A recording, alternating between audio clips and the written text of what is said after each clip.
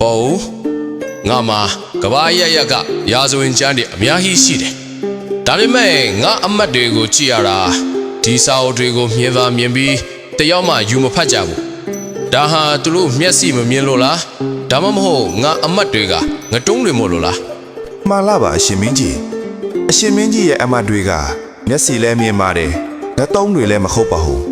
ဒါပေမဲ့သူတို့ကစာအုပ်အဖုံးကိုပဲမြင်ပြီးဇလန်းကိုမမြင်ရလို့မဖတ်ကြတာပါဖေဟာ ဘလို့လဲပေါ်ရှင်းအောင်ရှောက်စမ်း မှန်လားပါအခုခေတ်မှာစာသားတွေအထိပဲပြည့်နေတဲ့စာအုပ်တွေကိုဖတ်ဖို့ဆိုတာမျက်စိအတော်အားဆက်ရပါတယ်ဒါပေမဲ့ဒီ Wall Story ဆိုတဲ့ app ထဲမှာတော့ဇလန်းတွေကိုရုပ်ပုံလေးတွေနဲ့ကွက်ကွက်ကွင်းကွင်းမြင်အောင်ဖန်တီးထားတာမို့လို့စာဖတ်ပြင်းတဲ့သူတောင်ပုံလေးတွေကြည့်ရင်ဇလန်းတဲ့စီးမျောသွားနိုင်ပါတယ်ဖေဟာ ဒါဆိုငါအမတ်တွေစာမဖတ်တာကစာအုပ်တွေကပြင်းစရာကောင်းနေလို့ပေါ့လေ မှန်လားပါမျက်စိရှိတော့လေဇလန်းအရာတာကိုမမြင်နိုင်သူတွေအတွက် World Story ကမျက်မှန်ကောင်းတစ်ခုပါပဲဖေဟာဒီကမ္ဘာလုံးကစိတ်ဝင်စားစရာ comic ပေါင်းစုံကိုဒီမှော်မှန်ပြင်ထဲမှာ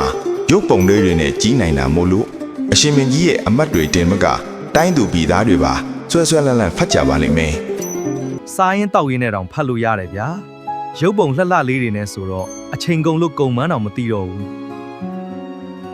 တိုင်းကျင့်ရတာမောနေပေမဲ့ဒီ Wall Story တွေကရုပ်ပြတွေကိုဖတ်လိုက်ရရင်တော့တကယ့်ကိုအပန်းပြေစေတယ်ဗျာငါကိုရိုရိုင်းတောင်ဒီ Wall Story ထဲမှာပုံလေးတွေနဲ့ကြည့်ရတာကိုပိုသဘောကျသွားပြီတကယ့်ကိုထူးခြားတဲ့ဇာတ်လမ်းတွေပါပဲကဲဖရင်ကြီးနဲ့အမတ်တွေကတော့ပျော်ရွှင်မှုကိုရှာဖွေတွေ့ရှိသွားပြီမိတ်ဆွေတို့ရော ပြင်းနေသလား Wall Stories ကို download ဆွဲလိုက်ပါ